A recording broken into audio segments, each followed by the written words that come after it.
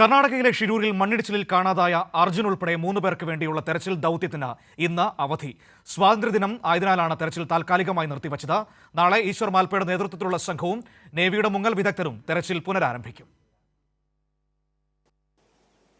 സ്വാതന്ത്ര്യദിനമായതിനാൽ ഇന്ന് ഷിരൂരിലെ തിരച്ചിൽ ദൗത്യത്തിന് അവധി നൽകിയിരിക്കുകയാണ്. നാളെ രാവിലെ വീണ്ടും ഈ ദൗത്യം പുനരാരംഭിക്കും എന്നുള്ളതാണ് ജില്ലാ ഭരണകൂടം അറിയിച്ചിട്ടുള്ളത്. നാളെ രാവിലെ ഈശ്വർ മാൽപ്പയുടെ നേതൃത്വത്തിലുള്ള മുങ്ങൽ സംഘവും അതോടൊപ്പം തന്നെ നേവിയുടെ നേതൃത്വത്തിലുള്ള മുങ്ങൽ വിദഗ്ധരും ഗംഗാവാലി പുഴയിലിറങ്ങി വീണ്ടും പരിശോധന ആരംഭിക്കുകയാണ് ചെയ്യുക. കഴിഞ്ഞ 2 ദിവസങ്ങളിലായി നടത്തിയിട്ടുള്ള തിരച്ചിലിൽ ഗംഗാവാലി പുഴയുടെ ഒരു ഭാഗത്ത് നിന്നും അർജുൻ ഓടിച്ചിരുന്ന ലോറിയുടെ ജാക്കിയും പിന്നീട് ആ ലോറിയിൽ മരത്തടികൾ ബന്ധിക്കാൻ ഉപയോഗിച്ചിരുന്ന കയറും കണ്ടെത്തിയിരുന്നു. ആ ഭാഗം കേന്ദ്രീകരിച്ചുകൊണ്ട് തന്നെ ആയിരിക്കും ഇനി തുടർന്ന് അങ്ങോട്ടുള്ള പരിശോധന. ഇപ്പോൾ അവിടെ ഈ കയറിൻ്റെ ബാക്കിയുള്ള ഭാഗങ്ങൾ മണ്ണിനടിയിൽ മരത്തിലും മറ്റും കുടുങ്ങിക്കിടക്കുന്നുണ്ട് എന്നുള്ളതാണ് ഈശ്വർ മാൽപ്പെ പറഞ്ഞിട്ടുള്ളത്.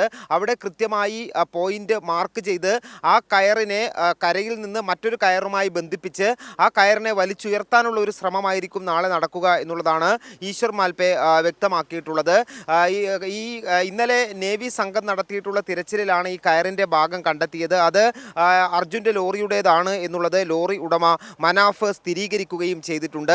ഈ തിരച്ചിലിന് ഇനി കൂടുതൽ മുന്നോട്ട് പോകണമെങ്കിൽ ഇവിടെയുള്ള മണ്ണ് മാറ്റിയുള്ള പരിശോധന അനിവാര്യമാണ് എന്നുള്ളതാണ് മുങ്ങൽ വിദഗ്ധർ പറയുന്നത്. കാരണം ഈ മണ്ണ് വളരെ കൂടുതൽ മണ്ണും അതോടൊപ്പം തന്നെ കല്ലുമെല്ലാം തന്നെയും പ്രതലത്തിൽ ഉറച്ച നിലയിലാണ് ഉള്ളത്. അതിൻ്റെ താഴേക്ക് പോയി മുങ്ങൽ വിദഗ്ധർക്ക് പരിശോധന നടത്താൻ കഴിയാത്ത ഒരു സ്ഥിതിയാണ് ഉള്ളത്.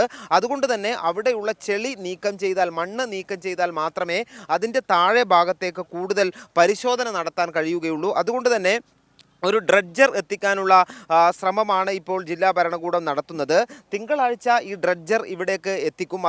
അതിനാവശ്യമായിട്ടുള്ള നടപടിക്രമങ്ങൾ ഇപ്പോൾ പുരോഗമിക്കുന്നുണ്ട്. അത് ഗോവയിൽ നിന്നും, ഗോവ പോർട്ടിൽ നിന്നും ഡ്രഡ്ജർ ഇവിടേക്ക് എത്തിക്കുകയും ഇവിടെ ഈ ഇത് പുഴ വഴി തന്നെ വേണം കൊണ്ടുവരാൻ. അങ്ങനെ ഗോകർണയിൽ നിന്നും ഗോവയിൽ നിന്നും ഗോകർണ വഴി ഗംഗാവാലി പുഴയിലൂടെ തന്നെ ഇത് ഇവിടേക്ക് എത്തിച്ച് ഈ ദൗത്യം നടക്കുന്ന സ്ഥലത്തേക്ക് എത്തിച്ച് ഇവിടെയുള്ള മണ്ണ് മാറ്റണം. ആ മണ്ണ് മാറ്റിയാൽ ആഴത്തിൽ പരിശോധന നടത്താൻ കഴിയും എന്നുള്ളതാണ് ഇപ്പോൾ ഈ ജില്ലാ ഭരണകൂടം അറിയിച്ചിട്ടുള്ളത്. അതുകൊണ്ട് തന്നെ ഇനി തിങ്കളാഴ്ച നടക്കുന്ന തിരച്ചിലിന് വളരെയധികം പ്രാധാന്യമുണ്ട്. ഡ്രഡ്ജർ തിങ്കളാഴ്ച എത്തിക്കഴിഞ്ഞാൽ ഈ പറയുന്ന ലോറിയുടെ ഇതുവരെയുള്ള ഭാഗങ്ങൾ കണ്ടെത്തിയ സ്ഥലത്ത് ആഴത്തിൽ മണ്ണ് മാറ്റി മുങ്ങൽ വിദഗ്ധർ കൂടുതൽ പരിശോധന നടത്തും. അതാണ് ഇനി പ്രധാനമായും ഉള്ളത്. പക്ഷേ ഈ ഡ്രഡ്ജർ എത്തുന്നത് വരെയുള്ള സമയം തിരച്ചിലിന് ഇടവേള നൽകുന്നില്ല. ആ സമയത്ത് ഈശ്വർ മാൽപ്പയുടെയും നേവിയുടെയും മുങ്ങൽ വിദഗ്ധർ ഈ പുഴയിൽ മുങ്ങിയുള്ള പരിശോധന തുടരുകയും ചെയ്യും.